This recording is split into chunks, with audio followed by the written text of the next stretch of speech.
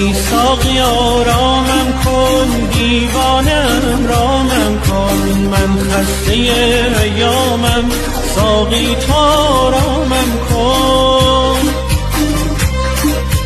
گم گشته ای در خویشم، ساقی تو پیدایم کن، با ساغر شیدایی سرمست و شیدایم کن. در سینه پنهان کردم فریاد آوازم را، محض خدا روزگار نشکن دگر سازم را.